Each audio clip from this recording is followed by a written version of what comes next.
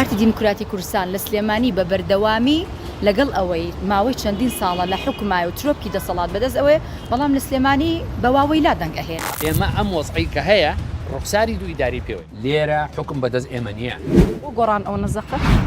سەرکورسیەکەی کەوتوتە ئەیهێنن لە ئێستایە پەیوەندیەکانی یەکێتی و پارتی لە چه ئاستێکە ڕێرەکانی محکەمەی اتحادی بۆ لێدانی پارتی بوو؟ ئێستا عەرەب ساحێبی وڵاتی تۆیە. چونکە ئەوەی کە خەڵک ئەیچێژێ هەرگیز بەرپرسەکان نایچێژن. ئەو حکوومەتە ژێرزەمینیە کێیە؟ ئەو حکوومەتە ژێرزەمینیە. سابێ ئێمە نانێ بخۆین نانێ بکەین بەخێر بۆ محکەمەی نادەستوری بڵێن لە دەستێ بەزیابێک کە حەقی خۆمانمانەی تێ وەکو ئەوەی ئەم میلەتی کوردە هیچ عیزەتی نەفسی نەبێ خزمەکاری باوشی عەرەب بێ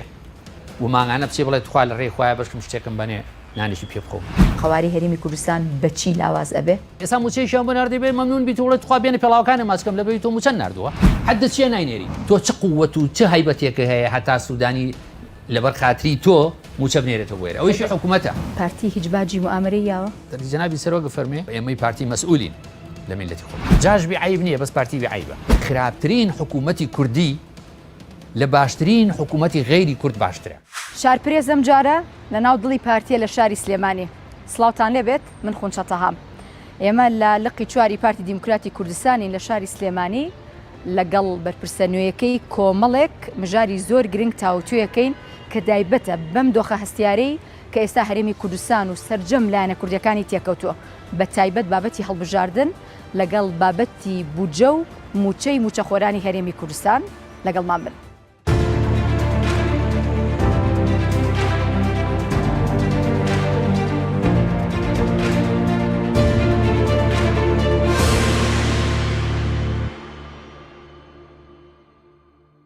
کاگاری سڵاو لێبێ. سڵاو. تەندروستیتان؟ باشە خۆشم سپاس.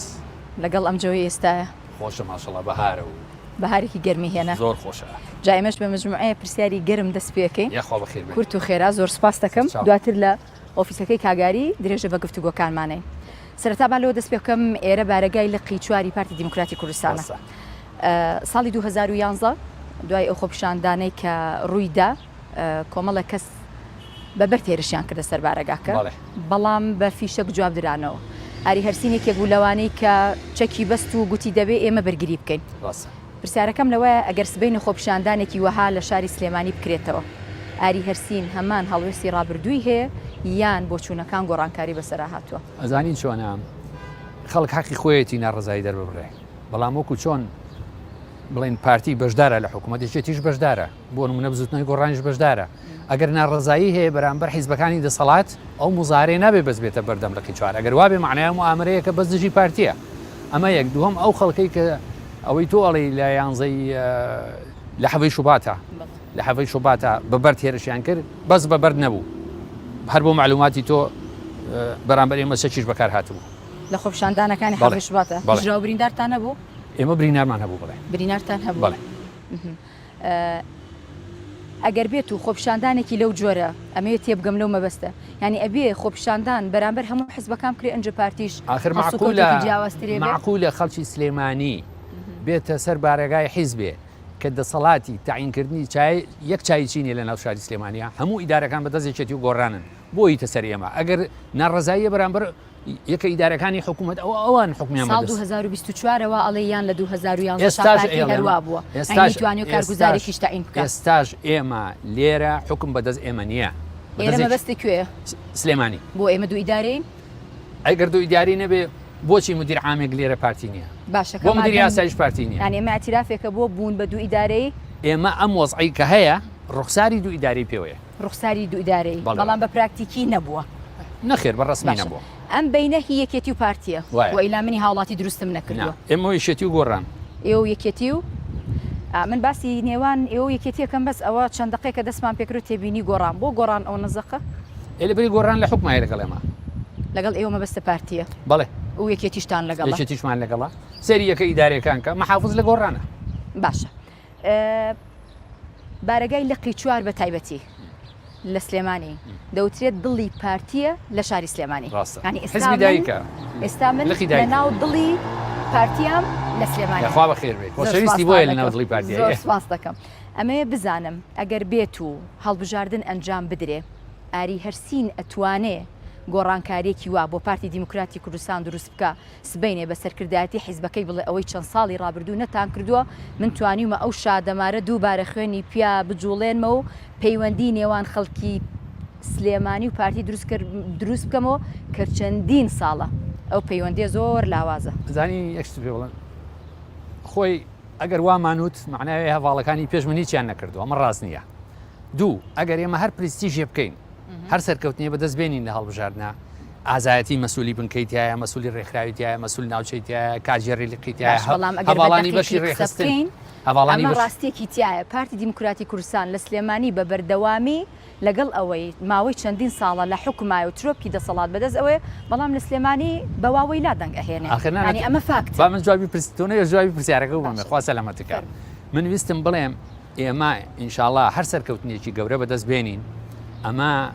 بەس ئازایەتی من نییە خۆ من سۆپرمەر نیم معجزەش بەس لای خوایە سلێمانی ئەەکەم باسی سلێمانیەکەم منیش باسی سلێمانیەکەم پرسی لقی چواری پارتی دیموکراتی بەڵێ ڕاستە بەڵام هەموو زەحمەتەکە لەسەر شانی هەواڵانی منە لەسەر کەوادر و لەسەر ئەندامانە لەسەر ناوچەکانە بۆ یەگە سەرکەوتن هەبێ ئەو ئازاتی ئەوانە باشە باشم کرد ئەو سەرکەوتنە ئەبێت توانی ئەو گۆڕانکاریە دروستکەی وەڵاهی ئینشاءڵڵا بەو نیەتی کە هەمانە بۆ گوڕوچینی کە هەمانە شتێکەکەین سە کورسەکەی کەوتوتە ئەیهێنن هیوادارم I hope so باشە بەس هیوا هەمومان هیوامان زۆرە بەڵێ وایە هیچی ناتوتی بەس ئەمەوێ باسێکی ئەو سەد کورسیەم بۆ بکەی کە ئەمە ینی وەکو وێنایە کە لە مێشکی ئاری هەرسینە یان بە فعلی لەمستان کرۆ بۆیە ئێڵێ نازین چێ مەسەلا خۆی لە دوای موامەرەکە کە لە ئێمە کرا لە 111 کورسیە بوو بەسڵ تۆڵی موامەرەیە بەڵێ 100 کورسیەکە وەکوی تۆ بچی بۆ ئیمتحان خۆی تەلەبەی عاقڵ و زیرەک بۆ هەر ئیمتحانێکاچێ بۆ 100 چێ دوایی بە 80 بنیشێتەوە زۆر احتیاجێ بەڵام ئەگەر بۆ 75 بە 55ەوە نیشێتەوە ئێمە ورەی 100مان هەیە ئیتر دوایی 40 کورسیێنین 45 جێنین ئەو مۆزۆیترە ئەتوانم واتێ بگەم لەم قسانەی تۆ کە پارتی هەرگیز ژمارەی کەم قبول ناکات لەبەری خۆی پێ زۆرە یان واقعەکە وایە بە فعلی ئێمە هەموو نەتیجەیەکی هەڵبژاردن قبول ئەەکەین بە مەرجێک غەلوغەشی تیانە بێت بۆی ئەوە نییە ئێمەمان بگرین لە زۆر بڵێن ئەگەر 6 کورسیمان نەبێت ئیتر دنیا خراپەوە نیە طبعا درێژە بە قسەکانمانەین لە ژوورە بەس ئەگەر تۆزێ بگەڕێنەوە بۆ پێش ئەوەی کە تۆ پێڵی موامەرە ئەمێ قسێک لەسەرەوە بکەم لە هەڵبژاردننی پێشوو بۆ پەرلەمانی عێراق پارتی یەک کورسی هێنا طبعا کورسیەکەش بۆ خانمێک بوو وای لاگەر ڕەگەزینێر وایە لێراڵێ کورسیەکەشی بەڵێ باسیمانەکەانی کورسیەکەشی نەیە ناگەر بۆ ڕەگەزینێر وایە موی هێنای باشە پرسیارەکەم لەوەیە نەمو ئامەرێکتیا بوو نە دیزایانی پێشوەختە بۆ نەتائیجی انتخابات کرابوو وتومانە موامەرە بۆ جارێ با پرسیارەکەم بکەم کات تێمێ بڵی خۆ وەڵام بەرەوە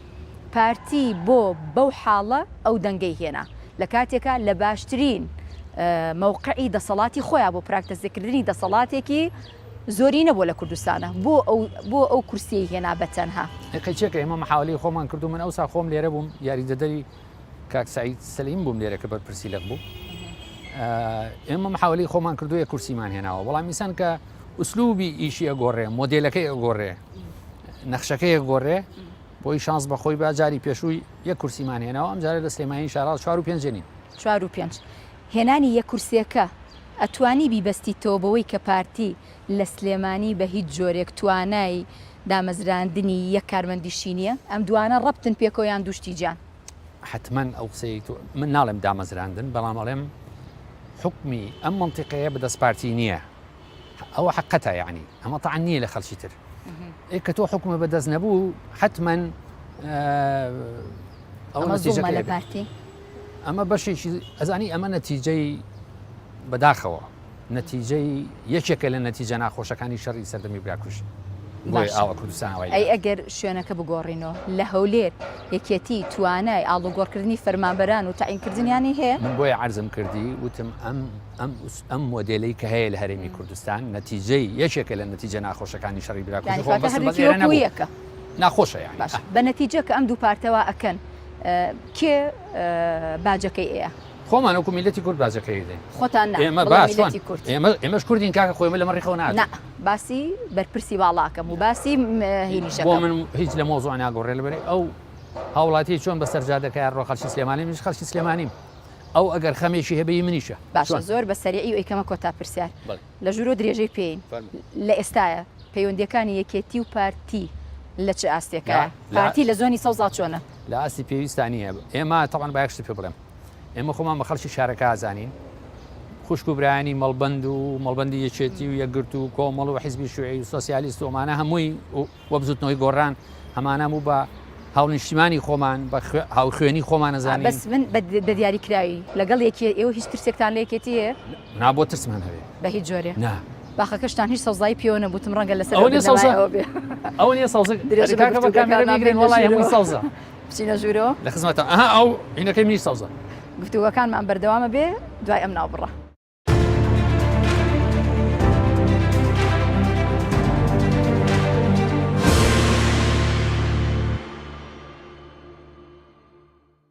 دووبارە سڵاوتان لێبێت لە شارپرێسەوە لەگەڵ بەڕێز ئاری هەرسین بەرپرسی لە قیچواری پارتی دیموکراتی کوردستان گفتوگەکانمان بەردەوامێ بێ کاگاری دووبارە سڵاوە لێبێ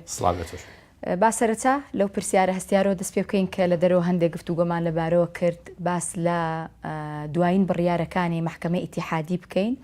کە پارتی دیموکراتی کوردستان وەکو یەکەم هێز لە کوردستانە زۆر بەم بڕیارانە ئەتوانم بڵێم قاڵز بوو ئەتوانم بزانم بۆچی پارتی وای لێ هاو مەسلەی ئەوەی جارێک قاڵز بوون ئەمە مەسلێکی شخصی نییە ئەمە موقفێکی سیاسیە ئێمە پێمان وایە ئەو بڕیارانەی کە ئەو محکەمە نافیدراڵیە نادەستوریەتی بڕیاری سیاسین هیچ عیلاقیان بەسەر قانون و دەستور ئەم شتانەوە نیە ئەو موقف ماوەرگرتووە لەسەری ئیترەمانە نە بە شخصی عاجز بووین نەتوڕێن لە کەسێک باشە پارتی دیموکراتی کوردستان لە دوای ئەم ڕووداوەوە هەموو ئاماژەکانی لە بەرامبەر محکەمەی ئیتیحادیە باز لەواکە کە وەکوی کە جەنابی شدێسا ئاماژەی پێکەی کە محکەمەیەکی نافیدراڵیە یاخود با بڵێین نادەستوریە ئەم محکەمەیە لە ماوەی ڕابردووە پارتی هیچ هەستی بەو دۆخەی کردووە یان تەنها لە بەرامبەر دەرکردنی بڕیاری کورسی کەمەنەتەوەکان ئەنجا هاتە سەرخەت بۆ جۆرە نەکردووە خونچەخان ینی یەک ڕیز بڕیاری دەرکردووە بەس بەڵام پارتی دیموکراتی کوردستان بە شێوەیەکی گشتی هەڵوەستەی کردووە لەسەرەوە بڕیارە بەس ئەوە تۆزێکم بۆ باس من بۆت باز دەکەم یەکێک لەوانە ئەوەیە کە هەموو دەسەڵاتێکی لە هەرێمی کوردستان سندۆتەوە یەکێک لەوانە ئەوەیە ئەوەی کۆتاکەن کە خۆت باست کرد یەکێک لەوانە ئەوەیە کە بڕیاری داوە لەوەی کە هەرێمی کوردستان یەک بازنەی نەبێ و چوار بازنەی بێ اینجا ئێمە پێمان وایە لە کولا یعنی ئەگەر هەموو ئەمانە لەبەری پاکێجێکن ئەمانە کۆمەڵی بڕیاری سیاسین دیکتە کراون بم برادرانی کە ناویان لە خۆیان ناو حاکم پێیان دیکتە کراوە ئەوانیش جێبەجێیەکەن ئەمە هەڵبژاردن دیزاین کراوە لەو پێش نەخشەکەی بۆ چێشراوە سیناریۆکە تەواو بووە ئێمە کە بچینە ناو هەڵبژاردنێکیەوە وەکوی دەوری سیناریۆیەک دەورێکمانی رابێتێ لە سیناریۆیەکە زە چۆن شیواکەین باش ئەگەر تۆزێ بە وردی باسی بکەین پارتی هەتا سیناریۆکە تاو نەبوو پێی نەزانی بۆچی لە سەرەتا پێی نەزانی خەڵکی سیناریۆیەکن دژی پارتی ئێمە لە ئەوڵەوە هەسمان بانیشت کرده بوو بەڵام چاوەڕێی ئەوەمانە کرد کە ئەم محکەمەیە چ بڕیارە دەرەکە کە بڕیارەکەمان بینی ئەو گومانانی کە ئێمە هەمان بوو لە شوێنی خۆی بوو معنای ئێمە قەرارێکی سیاسی و هیچ علاقەی بەسەر دەستور و قانونەوە نیە محکەمە ئیتیحادی لە خۆی هاو ئەم قەرارانی دژی لە خۆیەوە ناپیانوت بیکە ئەمێ پێت بڵم دژی هەرێمی کوردستان بڕیاریان دژی پارتی دیموکراتی دژی هەرێمی کوردستان بڕیاریە لە بەروی پارتی ڕقمێکی گەورەیە لە هەرێمی کوردستان تۆ دژی پارتی دیموکراتی ئێستا بۆ نمونە یەکێک لێرە بڕیارێ دەرکە لە بەرژەوەندی خەڵکی سلێمانی نەبێ هەموو کەس ێزانێکی حاکمی سلێمانیە معنایەوێ بەڕاستە و خۆ ئەمە بۆ لێدانی یەکێتی نیشتیمانی کوردستانە ئەیچۆن بڕیارەکانی محکەمەی ئیتیحادی بۆ لێدانی پارتی بوو بڕیارەکانی محکەمەی نائیتیحادی بۆ لێدانی هەرێمی کوردستان بوو بۆ لێدانی پارتی بوو بۆ لێدانی پارتی بوو بۆ پارتەکانی ترمادەم ئەو بەشەی کە پێی ئەوترێ لێدانی ئەم هەرێمی کوردستان بۆ ئەوانی شەمان هەڵوێستی پارتیان نەبوو ئەوە توانین لەوان پرسی منقم چێ بەسەرەوە من باشە بەڵام ئێوە پێکەوە لەگەڵ لایەنێکی ترە پێکەوە کابینی حکوومەتی هەرێمتان پێکێناوەلانی کەم لەگەڵ دوولایانی ترا باشە لاەنە سەرەکیەکە بریتێ لە یەکێتی و پارتی کە بە زۆرینەی دەنگ حکوومەتیان پێکێناوە هەڵبەتە ئێوە هەڵوێستی ئەوانە زانن بەشی خۆی پێش ئەوەی محکەمەی ئیتیحادی بڕیارێکی لەو جۆرە دەرکا پارتی لەگەڵ یەکێتیە باشتر نەبوو زەمینە ساسێکی گفتوگۆ بکە بۆی ئەم بابەتانە نچێتە بەردەم حاکمەکانی محکەمە ئیتیحادی ئەو ڕاستە بەس وەکو چەپڵەوایەوە بەدەسێ لێ نایرێ بۆیە پارتی وێچێتی بەیەکەوە مەمان بکردایە ئەگەر پرسیارەکە دەوێ بەڵێ حەق بوومان کردای باشە کێ ئەو لایەنەیە کە ڕێگری کرد لە دروست نەبوونی ئەو جەوە گفتوگۆیە یان ئەو جەوە وتوێژیە کە لە زمانی یەکتر تێبگەن بەداخەوە هەواڵانی ئازیزمان لێشێتی نیشتیمانی کوردستان بوون چونکە بڕیار لە دەست خۆیانە نەبوو بڕیار لە دەست لە دەست خۆیانە نەبوو کەواتە کێ بۆ هێزی کە بڕیارێکی لە دەستا ئەوڕە لە خۆیان پرسە لەوانەی خۆیان جواب بنەوە تۆ دەزانی من شتێکی لێزانم بەڵام دڵنیانیت دڵنیام دڵنیایی بەڵێ ئێمە سەری چکەم بابەتە پەیوەستە بە هەموو تاکی هەرێمی کوردستانەوە بۆ پارتی وێکێتی نیە ئێمە هەمومان پێ کۆلارێمی کوردستانەژی لە ماوەی پێشووە ئاری هەرسین وەکوی ئێستش کە باسێکی دەوترێت کە پرۆسی هەڵبژاردن دیزاین کراوە ئێوە ینی زۆر دڵنیان بە بەڵگەوە ئەم قسانە ئەکەنیان ئەمە بۆ چوونی پارتیە لەسەر پرۆسی هەڵبژاردن ئەزانی ئینسان نابێت یعنی ناتوانێت لەو مۆزوع حساسانەیە بە میزاج قسە بکە یاخود ئیجتیهادێکی بەسیتی شخصی بەکاربێنێ ئێمە لەسەر ئاساس قساکەین دیزاینەکەتان لە بەردەمایە بەڵێ دیزاینەرەکە زانن کێ شتێکی لێزانین طبعاً خەڵک پێویستی بە وەڵامە بە شتێکی لێزانمەوە کاتە بۆچی ئێوە قساکەن مادەم شتێکی کەمی لێزانم بۆ زۆر شت ئەزانێت لە سیاسەتە ینی ئەمە هەری ئێمە نین سیاسیەکان لە هەموو دنیا لەم پەڕی ژاپۆن بۆ سەری ئەمریکا شەردی هەموو زانێرەکان کە بیزان لەسەر شاشە باسی بکەن باشە یەکێتی نیشتیمانی کوردستان لەوەتی کارەکە بە هاوبەشی لەگەڵ پارتی دیموکراتی کوردستانە وەکو ڕۆژنامەنووس ناوەکو هاوڵاتیەکی ژێمە گوێمان لێبێ کە هەمیشە پارتی پەنجێکی تۆمەت بۆ یەکێتی درێژەکە بۆی کە ئێران زۆر پشگیری ئەکا پێچەوانەکەشی ڕاستە یەکێتی بە پارتی دەڵێت تورکیا زۆر پشگیریەکە ینی خەڵکی کوردستان لە بینی تورکیا و ئێرانە لە بینی یەکێتی و پارتیە ئەبێ سەیری ساحەکە بکەن بزانن کامیان ئەتوانێت زیاتر بەدەست بێنێ پارتی پەیوەندی چۆنە لەگەڵ ئێرانە پارتی پەیوەندی زۆر باش لەگەڵ ئێرانە زۆر باشە زۆر باشە بەو معنایی کە ئێمە ڕابردوویشی مێژوویمان هەیە لەگەڵ ئێران کە ینی هاوکار بوون بەڕاستی لە سەردەمی شاخە زۆر هاوکاری ئێمە بوون ئێمە سوپاسیانەکەین ناتوانن ئێرانی بڵێن پەناهندەکانی ئێمە سوپاسیانەکەین بە تایبەتی لە کاتی ئەنفال و بڵێن کارەساتی هەڵبجە و ئەمانەیە بەڵام ئێران سیاسەتێکی هەیە بۆ خۆی هەموو وڵاتی سیاسەتی خۆی هەیە بۆ پاراستنی بەرژەوەندەکانی لەوانەیە ئەگەر ئێران گۆڕانکاریەک لەو سیاسەتی خۆیان بکە بەو مەبەستەی کە لەوە تێبگا بەرژەوەندی مشتەرەک هەیە ئێمە دراوسە یەکین لە یەک منطقەی دنیاژین پێڵن خۆراڵەتی ناوەڕاست بەرژەوەندەکانمان بەیەکەوە بەسراوەتەوە ئەمە ئارەزووی خۆمان نییە خوا ئەم نیشتیمانانەی وا دروست کردو کە ئێمە و ئێران بووین بە دراوسی یەکتری بۆیە گرنگە بینمان باش بێت و گرنگە کۆماری ئیسلامی ئێران هەرێمی کوردستان بە هاوڵێکی استراتیژی خۆی بزانێ کە بەداخەوە هەندێک جار ئینسان واحەز ناکە بەس بەڵام ئەیزانێ ئەوەی لەبەر چاو ناڵێم هەندێک جار ئینسان واحەز ناکە باشە لە ماوەی ڕابردووە ینی ئەگەر باس لە وردی پەیوەندیەکان بکەین ئێران چەند جارێک درۆنە نێرێ پارتی دیموکراتی کوردستان دەتوانێت تەنها بە بەیان نامە وەڵام باتەوە چکەیەک لە تۆمەتەکان کە بەرامبەر پارتی ئێران قسەی لەسەرەکە ئەوەیە کە پارتی لەگەڵ ئەمریکایە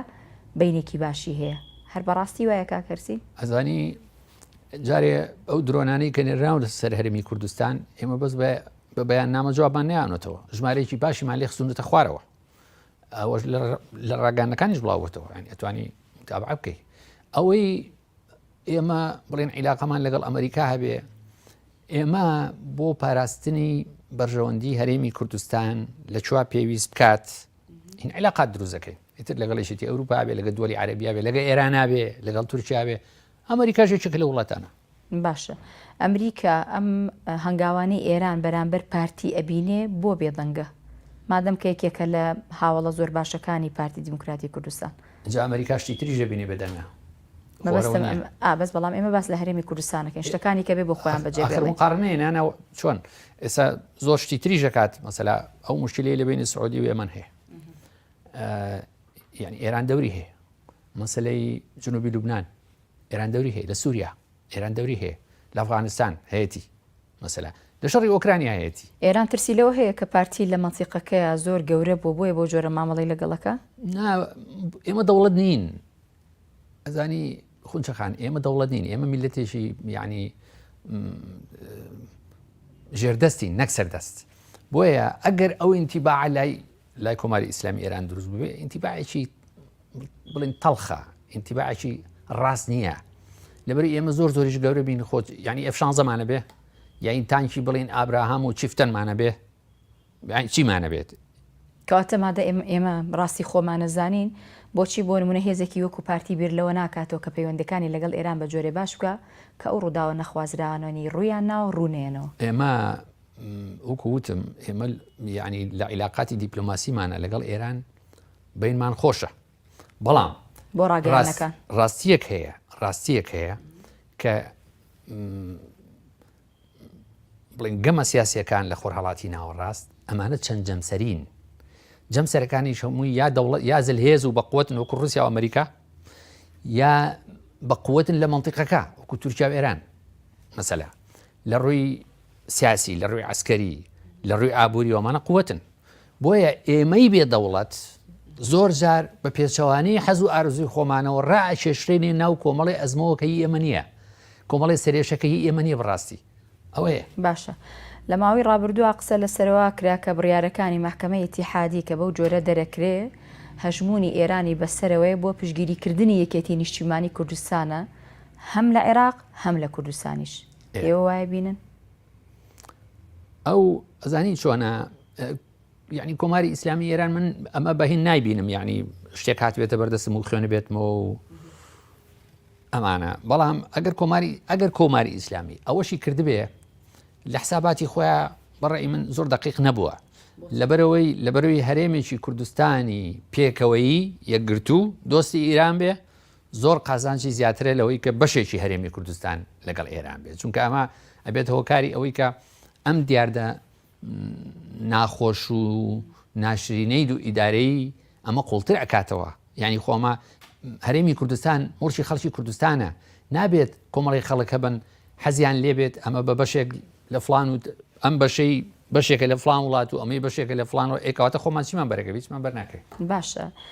سنووری جوگرافی پێکە جوگرافیەکە وەکو دراوسێ لە هەر ناوچەیەکە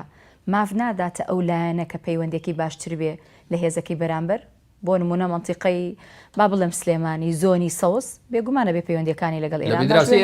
لەوی ئێرانە هەمان شتیش بۆ پارتی و تورکیا ڕاستە. مادەم وایە ئەو یەکگرتووی کە تۆ باسیەکەی بۆچی نییە؟ بۆچی نییە لەبەرەوەی سەیریکە تاوان ئەمەی کە تۆتە زۆر تەواوە ئەمە دیفاکتۆیەکی ڕزاگرانە، یعنی لەبەرەوەی تۆ سنوورە بێرەوەیە چیەکەی ناچاری ملکەچی هەندێک ملکەت نایە، یعنی تۆ بێ عیلاقە خۆش بێ لەگەڵیا، یعنی تا ئێستا ملکەچی ڕووی نەیە. نەخێر خۆ تۆ شەر نێبی بە خزمەکاری لەبەرەوەی خوای گەورە کە ئینا خەلەقناکم من ذەکەری وەئونثا وجعلناکم شعوبا وقبائل بۆچی؟ نەک بۆی وڵاتی یەکتری داگیرکەن لیتعارفوا. خوای گەورە کە میلەتەکانی دروست کردووە لە هیچ ئاەتێکی قورئانە نەهاتووە تورک و عەرەب و فارس لە کورد مهمترن، ئینگلیزی و فەڕەنسی لە فارس و کورد مهمترن، کەشتی وا هەیە. بۆیە مەسەلا ئەوە نییە کە ئێمە ملکەچی ئەمانە بین، بەڵام ئێمە وەکو وتم دفاکتۆیەکە کە تۆ بێ بڵێن عیلاقەیەکی سیاسی و ئابووری سەقامگیری لەگەڵەمانەیە هەبێ. ئەنجا ئێستا مەسەرەوەی کەوتە ئایا ئەم یعنی ئەمانە بۆچی واکەن؟ هۆکارەکە ئەوەیە دیسانەوە بێ ڕسمە گەورەکە ببینی لە خۆرهەڵاتی ناوەڕاستە دوو جەمسەری زۆر گرنگ هەن، یەکیان تورکیا یەکیان ئێرانە. ئەمە ئێستا نییە، ئەمە هی زمانی سەفەوی عوسمانیە، ئەمە بەڕابردووی تاریخی هەیە. هەتا ئێستا گەشی کردو گۆڕانکاری بەسەر ئەم حاڵەتەیە هاتووە، بەڵام مەغزاکە وەکو خۆیەتی بۆ لەبەری بڵین کۆماری ئیسلامی ئێران یا شانشینی ئێران لەو پێش یا زمانی قاجارەکان، زمانی ئەفشارەکان، زمانی سەفەویەکان لەگەڵ دەوڵەتی عوسمانیا بڵین ژێرم و چەشیان هەبووە. لە دوای دروستبوونی کۆماری بڵین تورکیاشە دوای مستەفا کەمال ئەتاتورک بڵین ئەم ئەزمانە نەڕەوینەتەوە لە شووری خۆیان ماون، بەڵام فۆرمیان گۆڕیوە. ئێمە وەکو عەرزم کردی ئێمە بەشێکین لە کۆنفلیکتێک سەرێشەیەک کە هی خۆمان نییە لە ڕاستیە. ئەوەیە مەسەلە. هۆکاری تر نابینن؟ هۆکاری تر چییە؟ بۆ نمونە پەرتەوازەیی نێوماڵی کورد زاڵبوونی ئەوان دروست ناکە هێندەی تر؟ باشە. ئەزانی خۆنجەخانتخوا با یەک ملاحەزە بڵێم لەسەرەوە تەمان زۆر تەواوە قسەی تۆ ئەمە نەک بۆ ئێستا ئێمە تەواوە، ئەمە بۆ سەردەمی ئەردەڵانیەکان و بابانیەکان و حکومە میرنشینی سۆران و هەمی وایە لەوەتی هەیە کورد بەدەست پەرتەوازەیەوە ناڵێن. بەداخەوە هەم پەرتەوازەی هەم یەکگرتووی لە ناو هەرێمی کوردستانە زۆر بە ڕاشکاوی قسەی لەسەر بکەین لایەنە سیاسیەکان دروستیەکەن، بەڵام هەمیشەش خەڵک باجەکەی ئێستا، چونکە ئەوەی کە خەڵک ئەیچێژێ هەرگیز بەرپرسەکان نایچێژن. کەواتە مادەم پەرتەوازەیی با بڵێم ئێوەی بەرپرس دروستیەکەن ئەش بێ باجەکە ئێوە بیەن ئەبێ خەڵک چی بکە ینی پەرتەوازەیەکە هۆکاری نەناردنی موچەکەیە ڕازی نەبوونی لایەنێکتان لە بەغدا بێموچەی سێمانگی منی هاوڵاتی لێ ئەکەوێتەوە ئێوە ئەمە ئەبینن هەستی پێ ئەەکەن بەڵێ ئێمە ئەمانە بینین بەڵام ئەمە تایبەت نییە بە هەرێمی کوردستان و بە میلەتی کورد شەڕی براکوژووی لە یێونان و لە ئیسپانیا هەبووە چێ زەرەری کردووە ئەو خەڵکی ڕەشوڕ زەرەری کردووە بەس خەڵکی سیاسە دەکە ئیتر ئەمە تەبیعەتی تاریخە لە سیاسەتە مادەم لە وڵاتانە ئەبدەیتی بەسەر هاتووە لە کوردستان ئەو ئەبدەیتە دەوڵەتەوە تۆ دەوڵەت نیت تۆ نابێ خۆ مقارنە بکەی بە سویسرا و بە فەڕەنسا و بە ئیسپانیا هەر کاتێ بووی بە دەوڵەت ئەو کاتە ئەو بکە بەڵام تۆ ئێستا دەوڵەت نیت ئێستا خەڵکی تر ساحیبی وڵاتەکەی تۆیە ئێستا عەرەب ساحیبی وڵاتی تۆیە ئەمێ پرسیارێکی دقیقە لێ بکەم پارتی دیموکراتی کوردستان قەت بە نەفەسی دەوڵەتی هەنگاوی نەناوە وا تۆ هێندە بێبەریەکەی لەوەی کە ئێمە دەوڵەتی نابێ بەڵێ ناوێتی بەڵام هەنگاوەکانی پارتی بە حکمی زەمن بە حکمی کۆمەڵی ئەمری واقع زۆر متەواضعانە بوون پارتی متەواضع بووە پارتی متەواضع بووە لەبەری هەنگاوی دەوڵەت یەک تاکە حیزب ناینێ میلەت یەگەینێت میلەتێکی یەکگرتوو بە یەکەوە باشە ئەمێ بەراوردێک بکەم لەسەر ئەم دۆخە کە محکمە ئیتیحادی تەبان بێگومان نان و ئاومان بۆ بە دادگای فیدراڵی جاران قسە لەسەرەوە کراکە شاندەکانی هەرێمی کوردستانێکێتی ئەیوت کادرێکی بڵین پارتیتیانێ پارتی ئەیوت پرس بە ئێمە نەکراوە ئێستا ئێمە ڤێرژنی تازەمان هەیە لە شاندا لە جیاتوی شاند بنێرین ئەچین سکاڵا تۆمارەکەین لە دادگای فیدراڵی ئەین تقریبا نەوە هاتوتە ناو ساحەکە و هەمووشمان گوێمان لێە لە ماوەی ڕابردووە پارتی گوتی ئەم محکەمەیە نادەستوریە ڕاستە لە ماوەی هەفتەیەکە دوو موچە لە هەرێمی کوردستان دابەشکرا ئەمێ پرسیاری ئەوە بکەم ئێوە وەکو پارتی ناردنی ئەم موچەیە وەکو قەراری محکمەی ئیتیحادی ئەیبینن یا ئەوە ڕەحمەت لیساوەکەی حکوومەتی فیدراڵ و تەیب سامی وەزیری داراییەکەیە کە ئامادە نەبوو 1 دینار بنێرێ ئەم محکەمە نادەستوریە چۆن ڕازی بوون بەو بڕیارە نادەستوریە دەری بکە ئاخر لە بەرووی قەرارەکانیان سیاسی بوون تۆ ئەزانی لە دنیای سیاسەتە ئەم قەراری سیاسی ئەو قەراری سیاسیە گۆڕێ بە یەک تەلەفۆن بە یەک ئیمزا ئەمە یەک دووهام ئەو دوو موچەی کە هاتووە موچەی سێهەمیشین ساڵە بەڕێوەیە ئەمە نەتیجەی هەوڵ و کۆشەکانی بەڕێز سەرۆکی حکوومەت و کاک ئاواتی شێخ جەناب و ینی من باسی مەنزومەی ئەنجومەنی وەزیرانەکەم جام نەکردەوە حکوومەتی هەرێ ئەمە نەتیجەی ماندووبوونی حکوومەتی هەرێمی کوردستانە طبعا ئەم وەڵامی تۆ زۆر جیاوازە ئەتوانین بە وەڵامێکی زۆر جیاواز وەسفی بکەین چونکە لە دوێنێ ناپێریەوەی من متابعەکەم سایتەکانی یەکێتیەکەیتەوە بە هەڵ و مادووبوونەکانی سەرۆکی یەکێتیە هی پارتی دەکەیتەوە بە عینە بەڵام ئاخر ئەبێ ڕاستیەکە بۆ خەڵک بگوترێ ینی خوا جەزای کێباتەوە ئەوی کە بەڕاستی ئیشەکە بە نەتیجە خەڵک چیە یا بڵێ خوا ئەوانەش بێنێتە سەر ڕێگەی ڕاستکە یانە ئیش بکەن باشە بڕیاری سیاسی لە محکمە ئیتیحادیەوە کە دەرپچێ ئەم ناردنی موچێ هەر بڕیارێکی سیاسیە کاگاری ئەمەی کە ئەمە ڕێکەوتنی سیاسیە ڕێکەوتنی سیاسیە لەسەر ئەساسی مافە دەستوریەکانی خەڵکی کوردستان من حەزەکەم یەکشت لە زمانی تۆ گوێم لێ بێت ینی حکوومەتی عێراقی ئەگەر بێت و محکمەی ئیتیحادی لە ناوانە بوایە هەرگیز بەتەمانە بوو ئەم چەند مانگە موچە بنێرێ ئێوە ئەم ڕاستیە زانن نەخێوانیە چۆن بۆم ڕوونکەرەوە حکوومەتی عێراق چێە یعنی ئینسانە بێ شتەکان وەکو خۆی ببینێ بۆمان ڕوونکەرەوە لە وڵاتی عێراقا حکوومەتێک هەیە کە ئەیبینیت لەسەر شاشەی تەلەڤیزۆنەی بینی لەسەر کورسی ڕئیس وەزەرای بینی وەزیرەکانە بینی ئەمە ڕووی دەرەوەی حکوومەتەکەی دەوڵەتی عێراق ڕووی ناوە حکوومەتێکی قوڵ هەیە یا حکوومەتێکی ژێرزەمینی هەیە دەسەڵات لای ئەوە دەسەڵات لای ئەو کەسێنیە کە لەسەر کورسی سەر بەڕوونی قسم بۆ بکە ئاماژانانی ئەو حکوومەتە ژێرزەمینیە کێ ئەو حکوومەتە ژێرزەمینیە ئەو لایەنە سیاسیانن لە ناو لە دەرەوەی عێراق کە ئەیانەوێ هەژمونی خۆیان و بەرژەوەندەکانیان لە عێراق بپارێزن ئەوانی دەرەوەی عێراق وەکو کێ وەڵاهی زۆرن ئیتر خۆیەک و دوو یەکێک لەوانە زۆرن یەکێک لەوانە زۆرن کەواتە زانیاری نییە ئەوەی هەیە بۆ چوونە زانیاری هەیە بەزم بە تۆی ناڵێم ئەو مۆسیقیشترە چۆن نییە ناتانەوێ بیڵێن من عەرزم کردی زانیاری هەیە بەزم بە تۆی ناڵێم ئەخر ناتانەوێ بیڵێن ئەوە نییە نامێ بیڵم ئێوانی چی باشە مادەم زانیاری تەواوەتیە ئەم حکوومەتە قوڵە لە ماوەی داهاتووە یعنی تەسەورتانە کرد بتوانێ موچە بنێرێ ینی کێشمێکی زۆر هەبوو لەسەر ئەبێ هەموو داهات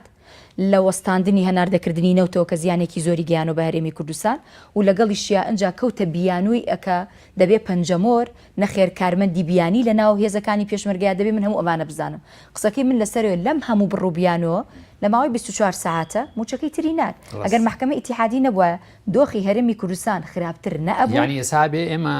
نانێ بخۆی نانێ بکەین بەخێر بۆ محکمەی نادەستوری بڵێن لە دەستێک بەزیابێک کە حەقی خۆمانمانەی تێ ئەبێ وا بکەین ینی بە قسەی تۆ بێ نانە بە قسەی منێ من باسی وجە نظری هەموو هاوڵاتیانی هەرمی کوردستانەکەم هەموو هاوڵاتیان خونچەخان جەناب نەچووی بە عەرزێکم جەناب نەچووی هەتا ئەگەر تۆ مەرکەزێکی ئاماریشە هەبوایە سەمپڵە وەرەگرت ئەی تۆ ناتوانانی بناوی هەموو خەڵکی کوردستان لەگەڵ من قسە بکەی باشە ئەگەر بە جۆرێکی تر قسە لەگەڵ بکەم ئەم موچەی کە دابەشکرا کێ ناردی بەغدا ناردوێتی باشە هەرێمی کوردستان بە هەموو پارتەکانی و بچووک تا گەورەی نەباسی پارتێکم بەتەنیا نەباسی یەکێتێکم بەتەنیا لە جیاتی ئەم چەند ساڵی کە خەریکی خواردنی یەکترین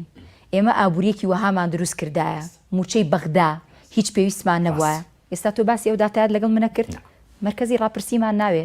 کێ کاسەی جەژنی ئەم خەڵکەی پڕکردەوە کاگاری ئێمە ئێوە کێن حکوومەتی هەرێمی کوردستان حکوومەت کردیان حکوومەتی عێراق کردی تۆ بەناوی قسە لەگە مناکەی وەکو ئەوەی ئێمە کۆمەڵی سوالکەر بین چوبینە بەردەم دەرگای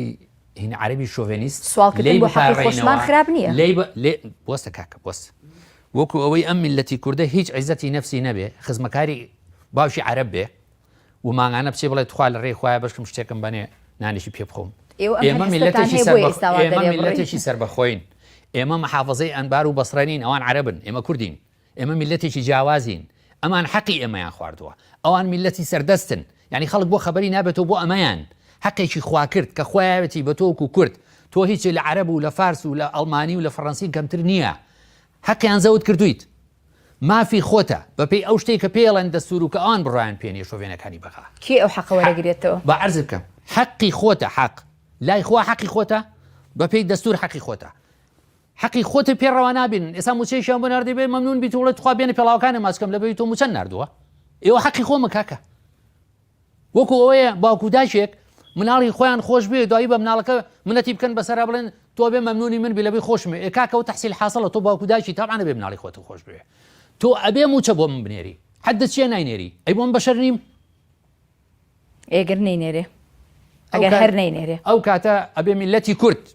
نەک پارتیوێشەتی ئەبێ میلەتی کورد بیر لە بەدی لێ بکاتەوە ڕزگاری بێ لە زنجیری شۆڤێنیزمی عەربی جا باشە بابینە سەر میلەتی کورد ئەمەی کە ئێستا هەیە ئەمەش دوو بارە بەبێ جیاوازی باسی هەموو هاوڵاتیانی هەرێمی کوردستانەکەم لە زاخۆ هەتاوەکو ئەم سەربازەکەم بایی ئەمەنە تاقەوتوانیان ماوە بەرپرسەکان حیزبەکان بڵێن پێکەوە بێ هەمومان هەستین دژی حکوومەتی عێراقی بێ لە پێش ئێمە ئێوە پارتەکان مەبەستە ئەبێ هەمان بێ هیچ ڕێگەیشی تر نییە تۆ ینی خونچەخان تۆ ئەگەر یان ئیش بگاتە ئەوەی کە دەست بخەنە قورگی یعنی تۆ معقول نییە هەر دابنیشیت و هەر قسە نەکەیت و هەر هیچ نەڵێیت و هەر پەرتەوازە بیت پرسیارێکم بۆ دروست بوو لێرە ئەوەی کە شتێکی جوانە وەسف کرد معقول نییە دەست بخەنەبی نەقاقات و تۆ ڕازی بی ئەی ئەگەر من ملوگەرنەکەم بۆ حازر کرد بێ و پەتێکیشم لێرە حازر کرد بێ و دەستەکانی ڕاب کێشم و بڵێم وەرە دەست بنێبینم ئەمەیان چی ئەجاوە خوا خۆ بگرێ ڕاست حەز ناکەن ئێوە واتان کرد تۆزێ لەو پێشباسی ئەمارەتەکانمانە کرد ئەم سیناریۆی کە تۆ باسی کرد ئەوەی بڵین پەتی قەنارەگە و ئەمانە لە تاریخی کووردا زۆر جەڕیاوە ئەمە یەکەم جار نییە ئەمەش وایە ئەمە نەکبەتی ئێمەیە ئەمە ئەم پەرتەوازیە ئێمە ئەو قەنارەیەیە کەمادەم وا ئیزانم بۆ دانی پیانانیان کاگاری ئێوەنی من دانی پیانێم کوردێکی خۆمان و خەڵک کوردی ڕەوانەکە زۆر بەباشی تێگە من پێم وتی من لە ئەوڵی قسەکانما پێم وتی مسیبەتی نەکبەتی و مسیبەتی ئێمە لە یەک شتایە ئەوەیە یەک نین کەواتە ڕوونتر بیڵێن موسیبەتی ئێمە میلەتی هەرێمی کوردستان ئێوەی سیاسەکانن چونکە شتێکت پێ ئەمە یەک شتم بۆ ڕوون بکەیتەوە من هاوڵاتیەکەم ئەبێ مافەکەم لە بەغدا وەربگیرێتەوە وایە هاوڕای لەگەڵێ خۆ ناکرێت تاک ئێمە داوای مافکەین ئێمە کۆمەڵە نوێنەر هەڵەبژێرین نوێنەرەکان هەڕاستان حکوومەتەکە دەبێت داوای بکە حکوومەتەکە بێت کە من ئارای جیاوازم لەنا حکوومەتەکە بینی و کە پەرتەوازیم لەنا حکوومەتەکە بینی داوای ئینتیمای چیملەکەی داوای هەستانی چیملەکەی یعنی ئەبێت چی بکەی لەم کاتەیە ئاخر مشکلەکە ئەوەیە کە لە ناو لە هەرێمی کوردستان ئێمە هەر کەسە ئیشی خۆی نازانێ حیزب چه عیلاقی هەیە بەسەرۆی کە هەستی زوو بچێ بۆ بەغاو مفاوزە بکە هەنگاوێکی حیزب ئێمە نابێ هەڵەسی لێرەوە چێ بۆی ڕسمی ئەگرێ لەگەڵ سوودانی و یەتەواڵێم وعدی پیا و موچە بنێرێ ئەخر لەسەر ئەساسی چی تۆ چ قووەت و چه هەیبەتێکە هەیە هەتا سوودانی لەبەر خاتری تۆ موچە بنێرێتەوە وێرە ئەوەی حکوومەتە هەیبەتەکەی لێو بۆ نەهاتووە کە ئێوەمانان دەرگایان بۆکەنەوە ئەوەی ئیشی حکوومەت بە ئێمەشەوە خۆ چەخان من کاڵام حیزبی سیاسی خۆ ناڵم جگە لە پارتی نامەبەستم پارتی نییە مەبەستم حیزبەکانە بەیەکێتی بە گۆڕان بۆ پاراستنی پێگەی خۆیان هەندێک زۆر جوان بوو تۆتە منی میلەت هەستاوم نوێنەری خۆم هەڵبژاردووە ئەم نوێنەرە لە دوای ئەوە تەشکیلی حکوومەت کراوە ئەو نوێنەرایەتی منەکە چ پێویست دەکا یەکێتی و پارتی و گۆڕان و نازانم چی و ئەوە بەتەنیا بچن بۆ بەغا حکوومەت ئەبێ بچێ ئەوە بکە کەواتە تۆ بە هەنگاوێکی هەڵەی ئەبینی من بە هەنگاوێکی هەڵەی ئەبینم حیزبی سیاسی بچێ دەوری حکوومەت ببینێ حکوومەتمان هەیە بە حکوومەتەکەی شەکە بکە باشە بەڵام ئەو حکوومەتە لە ناو هەناوی کێوە دروست بووە ئەو پارتەی کە زۆرینەی هەیە لە هەموو دنیاوایە لە هەموو دنیاوایە حکوومەتی بەریتانی چێ دروستیەکە کۆنسرواتیڤ و لیبەر و لیبرال ومان دروستیەکەن خوا تۆزێ بۆ مەرۆ ناو تۆ جۆ بگرێ ئێستا خەڵک وازانن لە هەموو دنیا حیزب تشکیلی حکوومەت ناکە بەس لە کوردستان نەبێ نانەوانێ بڕوا ناکەم خەڵکی کوردستان زۆر لەو شێرترە کاگاری بەڵام مادەم زۆرینەکە لە هەموو دنیا شاوایە کەواتە بێ زۆرترین ڕەخنەش ئاراستی ئەو بکرێت ئیتر هەر کەسێک تۆ لە نیو ڕۆدانشی ئەم هەموو ڕخنەیەگەی لە من قسە ناکەم نانامانە ڕخنەنی لەمە زۆر احتیاجیە نیشتیمانی ئەو کە هەمووشمان پێکەوە بێگومان باز لە نقطەیەکی زۆر گرنگەکەین قواری هەرێمی کوردستان حەزەکەم لە زمانی ئاری هەرسینەوە بزانم قواری هەرێمی کوردستان بەچی لاوازە بێ یان لە ئەساسە قوارەیەکی وەکو هەرێمی کوردستان ئەسڵەن لاوازە بێ هەموو قوارێک لاوازی ژێبێ بە قوتی ژێبێ بەڵام ئەگەر جوابی پرسیارەکە بمەوە ئەمە پرسیارێکی دایرێکتە منش دایرێک جواب دێمەوە ئەم قواری هەرێمی کوردستانە بە پەرتەوازەیی لاوازە بێ بە یەکگرتووی بەهێزە بێ لایەنە سیاسیەکان ینی میلەت کەوتم میلەت یعنی لایەنە سیاسیەکان ئەگەر ئێمە یەک بین ئەو بەهێزین ئەگەر پەرتەوازە بین لاوازی خەڵک ئیسیفاداکە لە دووری ئێمە لە یەکتری معامرەی تێەکە لەو مەسافەیەکە هەیە لە نێوانمانەوە هەرێمەکە زایفە بێ زۆر گەم لە وشەی معامرە بێ پارتی هیچ باجی معامرەی یاوە ئێمە میلەتی کورد یعنی تۆ میلەتی کورد لە پارتی گەورەترە پارتی وەسیلەیە جەنابی سەرۆگە فەرمێ ئێمە وەسیلەین بۆ خزمەتی خەڵک پارتی مهم نییە میلەت مهمە چەند جار لە تاریخی میلەتی کووردا ئێمە باجی معامرەمان ناوە زۆر جار میلەتی کورد ئێستا چاوەڕێیەکە لە پارتی ئەوە بکات کە پێویستە ئەبێ چاوەڕێ لێ بکات چۆن و ئێمەی پارتی مەسئولین لە میلەتی خۆمان هەموو هەرێمی کوردستان ئێمە مەسئولین لە میلەتی خۆمان هەموو میلەتی کورد طبعا لە خانەقین حتا زاخۆ مەسئولین لەوە وەکو چۆن یەشێتیش مەسئولە لەوە زودنەوەی گۆڕانیش مەسئولە لەوە پارتی گاپێکی هەیە لەگەڵ خەڵکی سلێمانیە یعنی بۆشاییەکێ لە بینی خەڵکی سلێمانی پارتیە بۆشایی بەو معنایە گاپ نا شتێکی دووشتی تر هەیە یەکەم لە ئەنجامی زۆر بەداخەوە لە ئەنجامی شەڕی نەگریسی براکوژی ئەو تەقسیماتی کە دروست بوو زۆنی یەکێتی و زۆنی ئێمەوە ئەمانە ئەوە هێشتا ئەم وڵاتە ئەوەی پێوە دیارە ئەمە ئەو بەشی یەکەم دووهام هێرشێکی مەدروس لەسەر پارتی هەندێک کەس ئەیکەن لەم دەڤەرە بۆ ناشرینکردنی پارتی ئێرهابێکی فکریە لەم دەڤەرە مەبەستە سلێمانیە مەبەستم سلێمانی مەبەستم ئەم دیگەڵەیە ئەیکەن و مەدروس ئەمە هیچ عیلاقی بەسەر حەقیقەت و ڕاستیەوە نییە ئەمە بۆ ناشرینکردنی پارتیە و ئێرهابێکی فکریە و ئەنی ئەگەر تۆ هەرچێ بیعیب نییە جاش بیعیب نییە بەس پارتی بیعیبە پارتی لەوە گەورەتر نییە کە ئێرهابی فکری تەسیری تێ بکە هیچ کەسێک بەس خوا گەورەیە هیچ کەس ئەوەنە گەورە نییە کە ئێرهابی فکری تەسیری تێنەکە خوای لێ دەرچێ باشە ئێوە هەتانە لە بەرامبەر یەکێتیە هەستەکەن یەکێتی ژەوەی ئێرهاب فکری لەسەریان هەر پارتی لەسەرێتی هەر پارتی لەسەرتیرە پارتی لەسەرێتی لێرە بەڵێ تەنها لە سلێمانی بەڵێ لەم دیو دێگەڵە لەم دیو دێگەڵە سلێمانی شارە بەس خۆقەڵازێشی لەسەرە و ئەم دیو دێگەڵە و وەنیە باشە بابەتی هەژماری من لە ئێستا بۆ تێکێک لە بابەتە گەرمەکان لە ماوەی ڕابردووە ئێمە چاوپێکەوتمان لەگەڵ بەرپرسێکی باڵای یەکێتیە کرد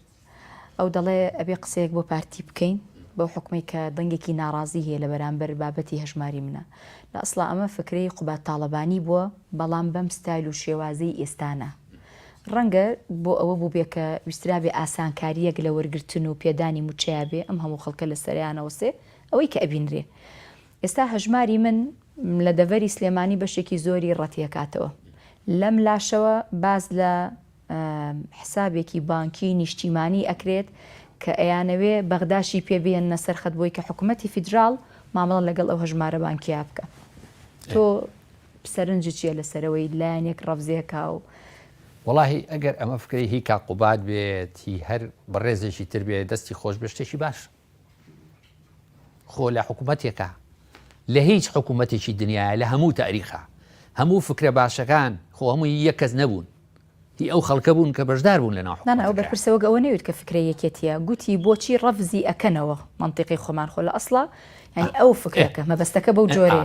بەڵام من ئەمێ بزانام ئەو دەنگە ناڕازیە کە بە تایبەتی لە سلێمانی و دروست بووە لەسەر ڕەفزکردنی هەژماری من تۆ بەرپرسی بەهێسترین لقی لە سلێمانیا کەواتە ورد و دروشتی ئەزانی پێم بڵێ بۆ ئەمە هۆکارەکەی ئەوەیە کە کۆمەڵی خەڵک لە ڕێی سوۆسیال میدیا و ئەمانەوە هەستاون مێشتی خەڵکیان پڕ کردووە وایان تێگەیانون کە ئەوەی شۆڤینیستێکی عەرەب لە بەغا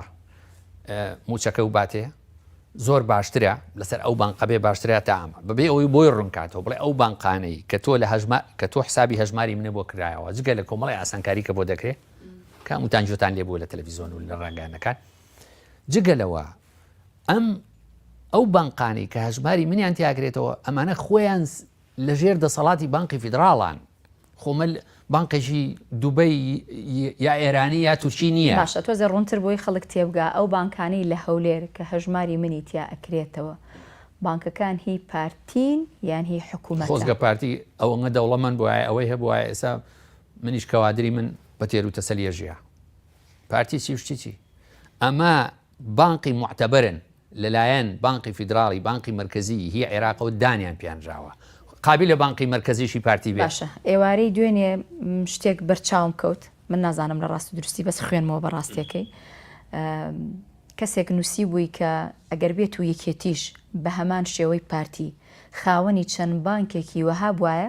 ئێستا پشتگیری لە بابەتی هەژماری منە کرد ئەم شتە وایە ئەمە یاریکردنە بە کەلیمات ئەمە شێواندنی عقلی خەڵکە